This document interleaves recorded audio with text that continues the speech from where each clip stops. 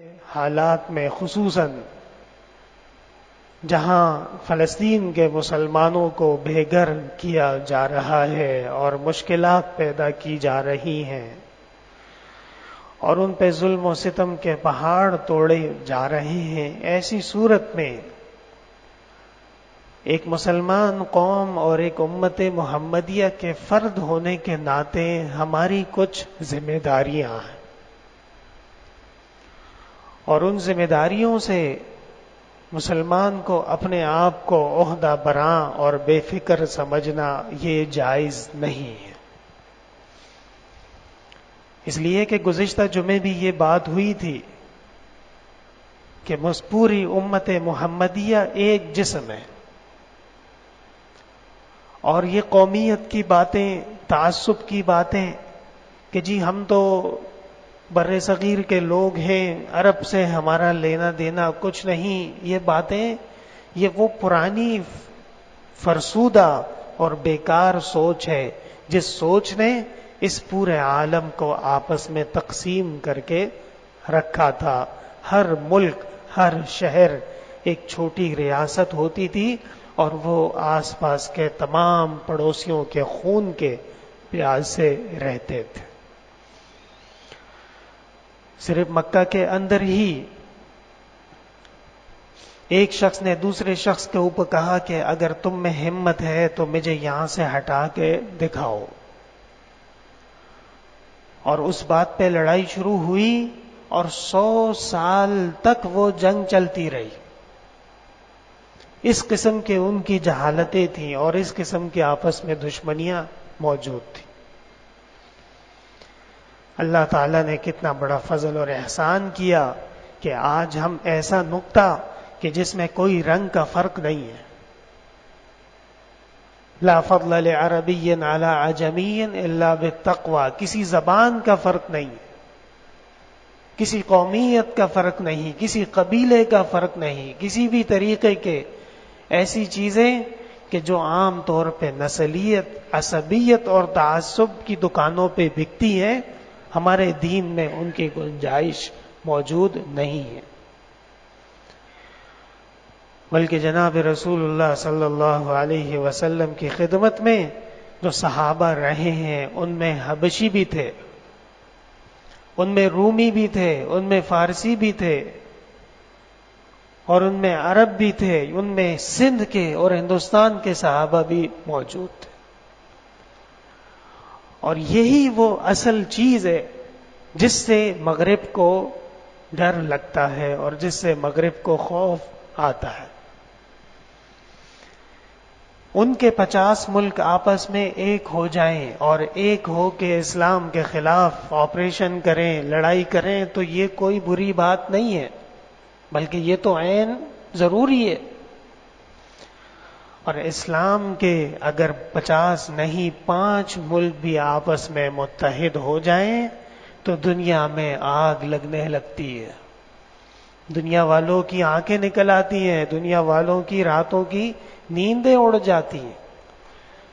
امت محمدیہ میں جو پوٹینشل ہے اور اس کے اندر جو صلاحیت ہے، خدا کی قسم آج ہمارے اپنے لوگوں کو بھی اس بات کا اندازہ نہیں ہے، اور یہی ہمارا وہ ہتھیار ہے کیونکہ ہم نے محنت نہیں کی۔ میں نے ابتدا میں آیت پڑھی وَأَعِدُّوا لَهُم مَّا اسْتَطَعْتُم مِّن قُوَّةٍ، جیسے اللہ نے ہمیں قرآن کریم میں نماز کا حکم دیا ہے، جیسے اللہ تعالیٰ نے ہمیں قرآن کریم میں حج کرنے کا حکم دیا ہے، اور جیسے اللہ تعالیٰ نے ہمیں رمضان المبارک کے روزے رکھنے کا حکم دیا ہے، اسی طرح اللہ تعالیٰ نے ہمیں اپنی حفاظت کے لیے جنگی صلاحیتوں کے حصول کا حکم بھی دیا ہے۔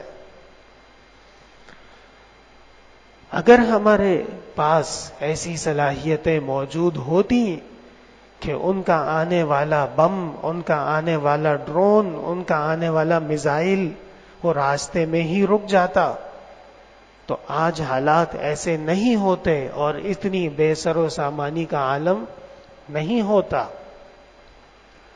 لیکن وہ ایک الگ داستان ہے کہ ہم کچھ خطائیں ہماری اپنی ہیں، کچھ اغیار کی سازشیں ہیں، کچھ ہماری اس قسم کی فکر ہے کہ ہم جو تعلیم پڑھتے ہیں چھوٹے بچے کو جب ہم نرسری میں داخل کرتے ہیں تو وہ نرسری میں جا کے جو پڑھتا ہے، جو تعلیم حاصل کرتا ہے، اس تعلیم کا نتیجہ ہی یہی ہے کہ آپ نوکری کریں، آپ کسی انگریز کی فرم پہ غلام بن جائیں اور آپ صبح صبح گلے میں زبردست قسم کی ٹائی لگا کے آفس پہنچ جائیں، بس یہاں تک آپ کی کام ہے، اس سے آگے آپ کا کام نہیں ہے۔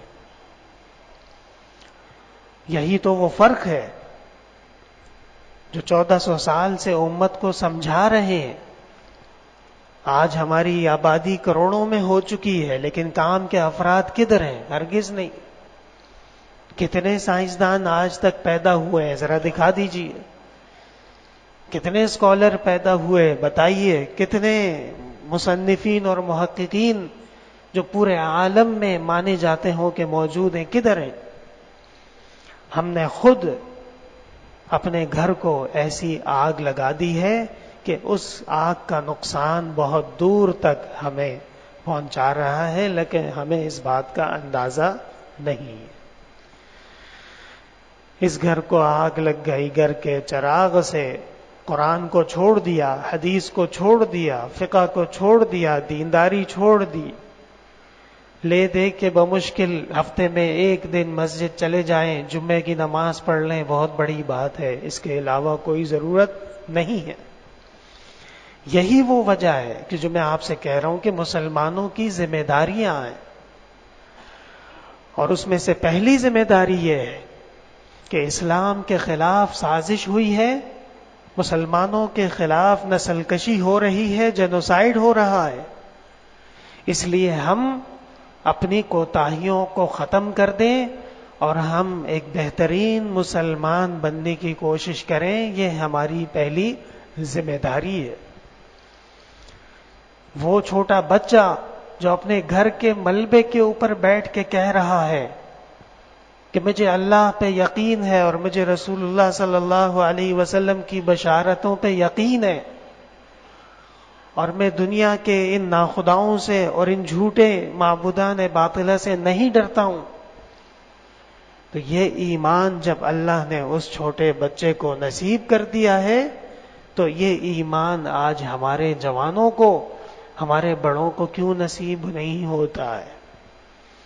ہم کیوں اتنا زیادہ خوف کا شکار ہو چکے ہیں اور ہم کیوں اتنا زیادہ مصلحتوں کا شکار ہو چکے ہیں؟ وجہ اس کی یہی ہے، نہ خدائی ملا، نہ وصال صنم، نہ ادھر کے رہے نہ ادھر کے رہے۔ یہود و نصارہ آپ کو کبھی قبول نہیں کریں گے۔ وَلَن تَرْضَىٰ عَنْكَ الْيَهُودُ وَلَا النَّصَارَىٰ حَتَّىٰ تَتَّبِعَ مِلَّتَهُمْ، یہ قرآن کی آیت ہے۔ زمین آسمان بن سکتی ہے، آسمان زمین بن سکتا ہے، لیکن قرآن کی آیت اپنی جگہ اٹل رہے گی، اس میں کوئی شک کی گنجائش بھی نہیں ہے۔ لہذا خدا کے لیے اپنے آپ کو پہچانیے، امت محمدیہ کا فرد بنیے، اپنی ثقافت، اپنی پہچان، اپنا ہیریٹیج، اپنی شریعت، اپنا مذہب، اپنی فکر، اپنی سوچ، اپنی تاریخ کا مالک بنیے، اس کو اون کیجیے، اور اس بات کے بارے میں غور و فکر کیجیے کہ آخر وہ کون سا نقطہ ہے کہ جس نقطے کی وجہ سے اللہ تعالیٰ نے صحرائے عرب کے ان پڑھ لوگوں کو ایک ایسا عظیم مقام دے دیا تھا کہ وہ کسریٰ اور قیصر کی آنکھوں میں آنکھیں ڈال کے بات کرتے تھے اور اس کو وارننگ دیتے تھے۔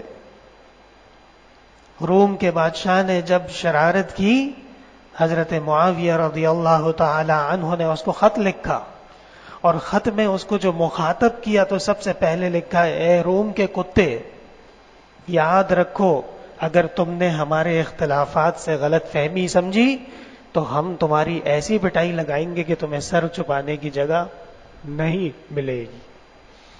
یہ تھا ہمارا لیول۔ اس زمانے کا روم کیا تھا؟ سپر پاور تھی۔ آج آپ سوچ سکتے ہیں کہ اس زمانے کے سپر پاور کو آپ اس طرح سے چیلنج کریں اور آواز دیں، ہرگز نہیں۔ کیوں؟ کیونکہ ہم ان کے ہاتھوں بک چکے ہیں۔ اور دوسری بات یہ کہ ہر انسان کو اللہ تعالی نے کوئی مقام اور کوئی مرتبہ دیا ہے۔ جہاں تک آپ کی آواز جاتی ہے، جہاں تک آپ کا اثر موجود ہے، وہاں تک مسلمانوں کی مکمل حمایت کا اظہار ضروری ہے۔ یہ نہیں کہ ہم چپ کر کے بیٹھے رہیں کہ جی جو ہوگا دیکھیں گے، نہیں، یہ ہمارا ایمان کا تقاضا ہے کہ مسلمانوں کے ساتھ جو ظلم و زیادتی ہو رہی ہے اس کے خلاف آواز اٹھانا ہمارا فریضہ ہے۔ کچھ نہیں کر سکتے تو اپنے گھر پہ اپنے بچوں کو جمع کیجیے اور ان سے بات کیجیے کہ پیارے بچوں، یہ جو ہو رہا ہے یہ غلط ہے، اور ہم مسلمان ہیں اور مسلمان کی حفاظت ہمارے لیے ضروری، اور مسلمانوں کی غمخواری ہماری ذمہ داری ہے۔ اپنے آفس میں بات کیجیے، اپنے کاروبار میں بات کیجیے، اپنی دکان پہ بات کیجیے۔ اور دوسری بات، جب مسلمان کی حمایت کا اعلان کریں تو پھر اس کے ساتھ ظالم کی مذمت بھی ضروری ہے۔